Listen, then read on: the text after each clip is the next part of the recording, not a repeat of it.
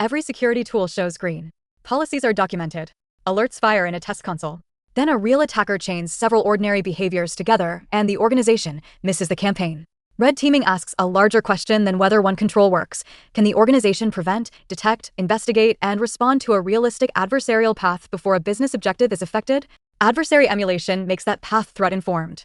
It models the behaviors of a relevant adversary using controlled substitutes and maps them to a shared framework, such as MITRE ATT&CK.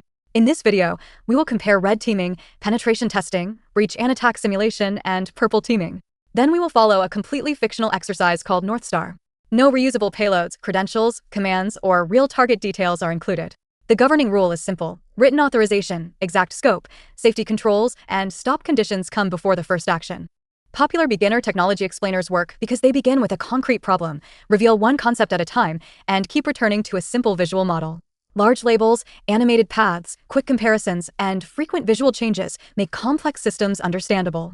We will adapt those broad presentation techniques, while every sentence, illustration, example, and composition remains original to CipherVibe. Our memorable analogy is a fire drill for a large building. A penetration test might inspect selected doors, locks, and alarms.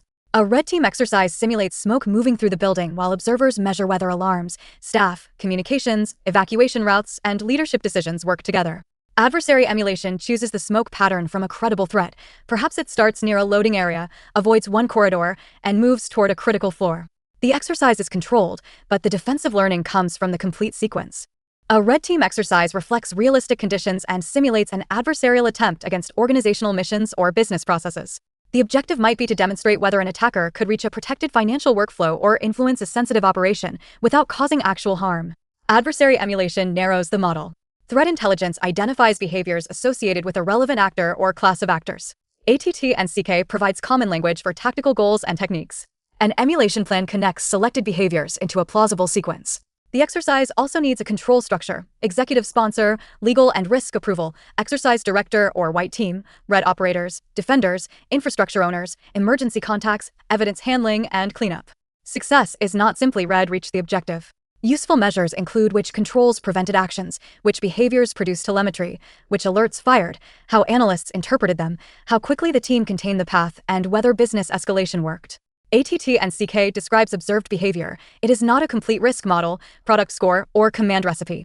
A penetration test seeks broad or focused vulnerability validation within a defined technical scope. It is best when the question is, which weaknesses are exploitable, and how should we fix them? A red team exercise pursues a mission objective while emulating realistic decisions and trade-offs. It is best when the question is, can our defenses recognize and stop a campaign across people, process, and technology? Purple teaming brings offensive and defensive specialists together.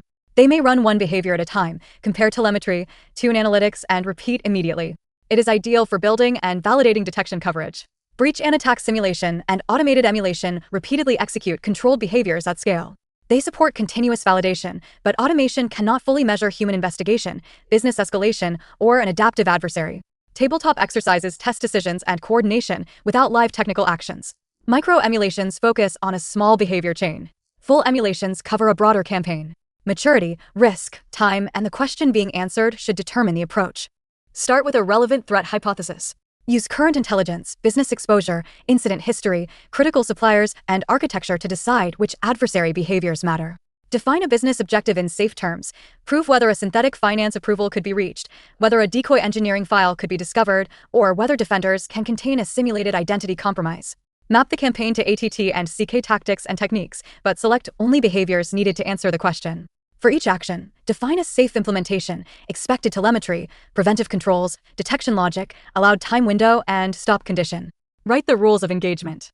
Name exact systems, identities, network segments, techniques, communication paths, data limits, third-party exclusions, and prohibited actions.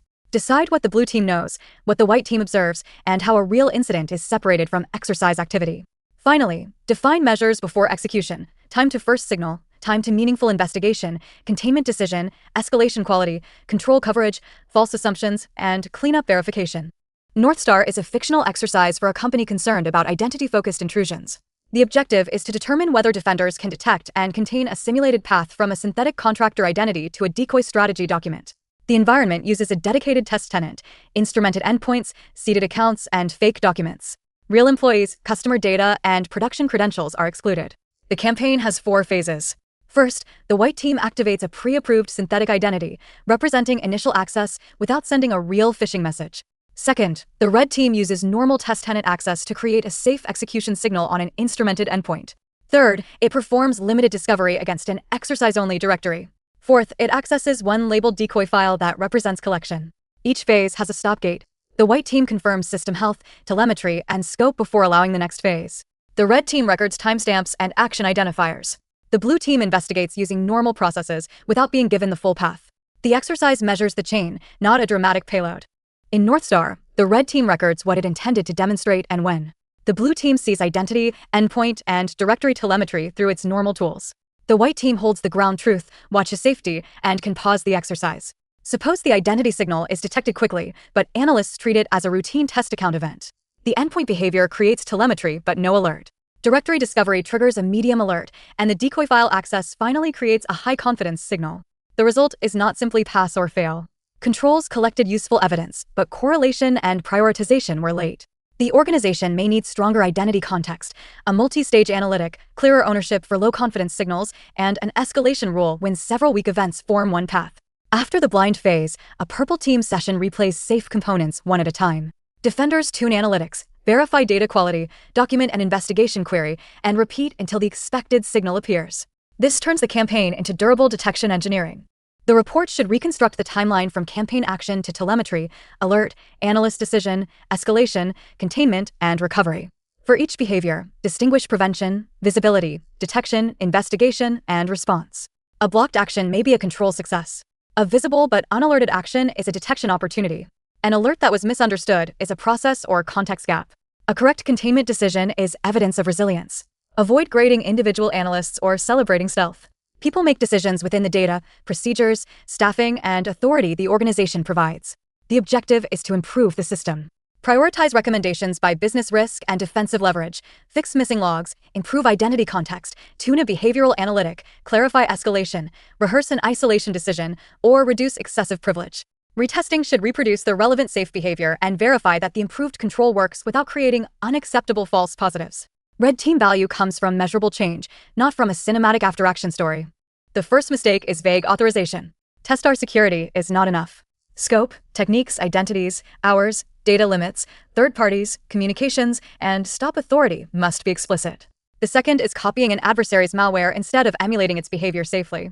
Defenders often need the observable behavior and decision sequence, not dangerous code. The third is maximizing stealth at the expense of learning. An exercise that reaches an objective but cannot explain telemetry, decisions, or improvements creates little lasting value. Other risks include using real employee lures without approval, accessing genuine sensitive data, weakening production controls, creating persistence that survives cleanup, allowing automated actions to exceed scope, confusing exercise activity with a real incident, and failing to restore every change. Do not treat ATT&CK coverage percentages as security scores. Technique relevance, implementation quality, telemetry, analytics, response authority, and business context all matter. Legal, regulatory, labor, privacy, and sector requirements vary. Verify them with the system owner and qualified counsel before execution. This video is educational, not authorization to test any system. Here is the complete red team and adversary emulation workflow. Start with a relevant threat and a business question. Choose a penetration test for weakness validation, a red team for objective-driven campaign assessment, purple teaming for collaborative detection improvement, automation for repeatable controlled checks, and tabletop exercises for decisions without live actions. Build the scenario backward from a safe objective. Map selected behaviors to ATT&CK, define expected telemetry and controls, and write exact rules of engagement, stop conditions, communications, evidence handling, and cleanup. During execution, the red team performs controlled actions, the blue team uses normal detection and response processes, and the white team protects safety and ground truth. Measure prevention, visibility, detection, investigation, escalation, containment, and recovery. Report strengths as well as gaps. Improve logs, analytics, procedures, privileges, and decision authority, then replay the relevant safe behaviors. Remember the fire drill. Realism makes the exercise meaningful, but planning, observers, stop controls, and restoration make it safe. The goal is not to prove that red can win. The goal is to make the organization harder to surprise. Copyright 2026 CipherVibe. All rights reserved.